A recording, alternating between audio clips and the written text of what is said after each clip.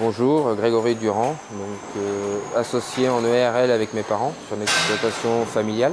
Nous avons aussi un salarié permanent plus un stagiaire occasionnel. Notre référence laitière s'élève à 1,2 million aujourd'hui.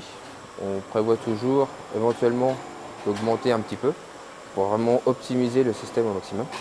Système de couchage logette, 3 rangées de logettes, couloir d'exercice de 5 mètres de large d'un côté et 3 mètres de l'autre, ce qui fait une surface d'environ 500 mètres carrés à racler.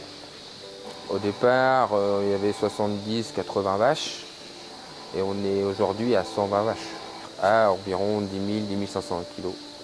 Lors de la mise en route des robots, on était encore en racleur hydraulique classique. On avait plusieurs problématiques.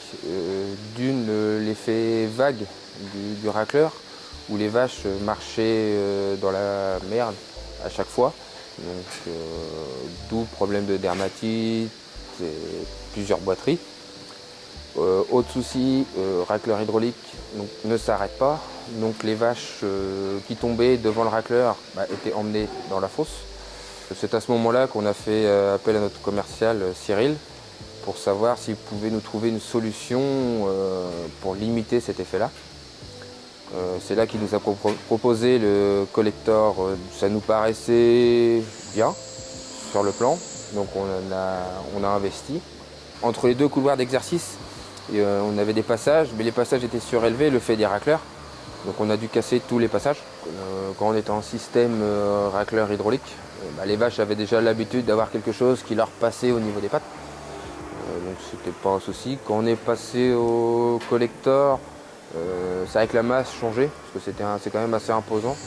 Mais le fait du bip sonore et du bruit de la pompe, la vache est tout de suite intriguée et se pousse. Même les vaches qui sont couchées, il y a des moments, elles laissent les pattes traîner dans le racleur, elles l'entendent arriver et elles relèvent la patte.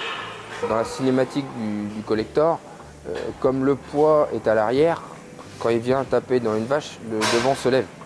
Et du coup, ça pose pas de problème. Si la vache veut enlever sa patte, par habitude, par logique, elle va la lever. Et comme le collecteur va basculer aussi à l'arrière, elle va suivre le mouvement de la vache. Et du coup, ça ne va pas l'esquinter. Les techniciens, les limaroles, n'interviennent quasiment jamais.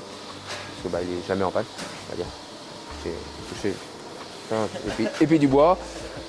Ça marche bien, voilà. Et je pense qu'aujourd'hui, le collecteur est aussi qu'important qu'un astronaute.